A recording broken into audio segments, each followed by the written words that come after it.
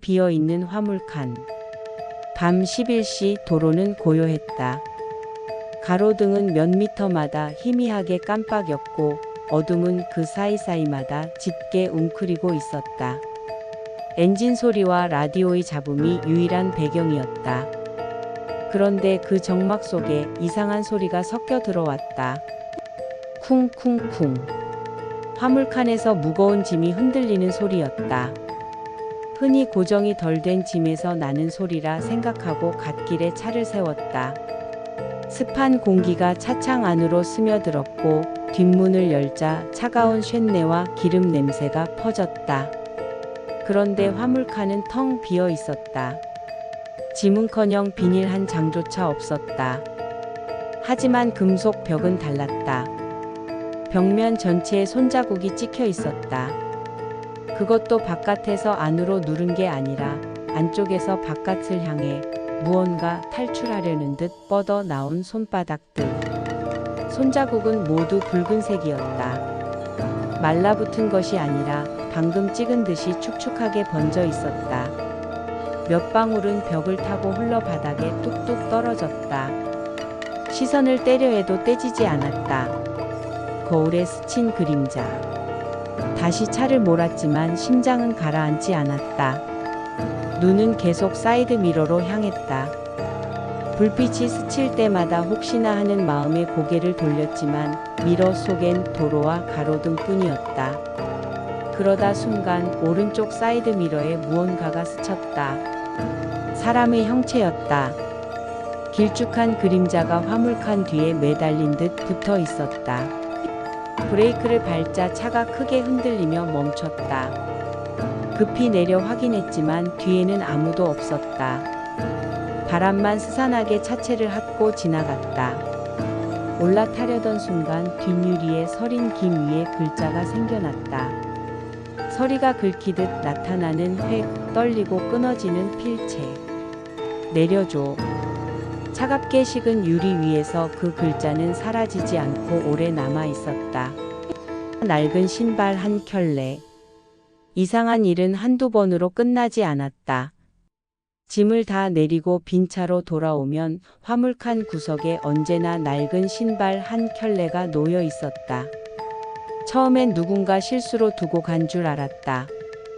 하지만 버려도 태워도 심지어 강물에 던져버려도 다음 날이면 다시 같은 자리에 있었다. 신발은 오래된 악취를 풍겼다. 눅눅한 흙냄새와 함께 코끝을 찌르는 썩은 비린내. 안쪽을 들여다보면 오래전에 굳은 핏자국이 검붉게 얼룩져 있었다.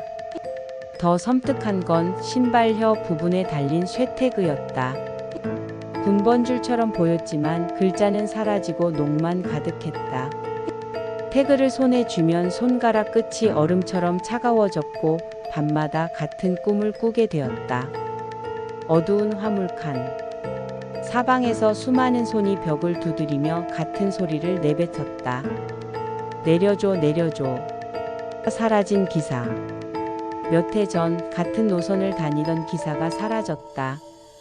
경찰은 실종이라 발표했지만 마지막으로 들은 무전은 이랬다. 화물칸에서 계속 두드려요. 안에 뭐가? 그의 트럭은 갓길에서 버려진 채 발견됐다. 화물칸은 비어 있었지만 내부는 손자국으로 가득했다. 마치 수십 명이 동시에 두드린 듯한 흔적. 이후 동료 기사들 사이에선 한 가지 소문이 퍼졌다. 그 사람 아직도 그 차 안에 있어. 붉은 도로. 비 오는 날 밤 내리막길을 내려가던 중 브레이크가 먹지 않았다. 페달을 밟아도 속도는 줄지 않고 차체는 미끄러지듯 쏟아져 내려갔다. 도로 위에 고인 빗물이 붉었다. 헤드라이트 불빛에 반사된 물결은 핏빛처럼 일렁였다. 그 붉은 물결 속에서 수많은 손이 솟아올라 바퀴와 차체를 붙잡았다. 순간적으로 핸들을 꺾자 차가 미끄러지며 멈췄다. 심장은 귀를 찢을 듯 뛰었고 창밖은 다시 평범한 도로였다. 하지만 타이어에는 붉은 진흙이 덕지덕지 붙어 있었고 그 위에는 겹겹이 찍힌 손바닥 자국이 선명했다. 밤마다 울리는 노크. 그 이후로는 트럭을 세워두기만 해도 밤마다 노크 소리가 들렸다. 쿵, 쿵, 쿵. 그건 바깥에서 치는 소리가 아니었다. 안쪽에서 바깥으로 탈출하려는 듯 두드리는 소리였다. 어느 날 주차장 근처를 지나던 다른 기사가 그 소리를 듣고 얼굴이 하얗게 질렸다. 그는 다음 날 일을 그만뒀다. 이유를 묻자 그는 떨리는 목소리로 단 한마디만 남겼다.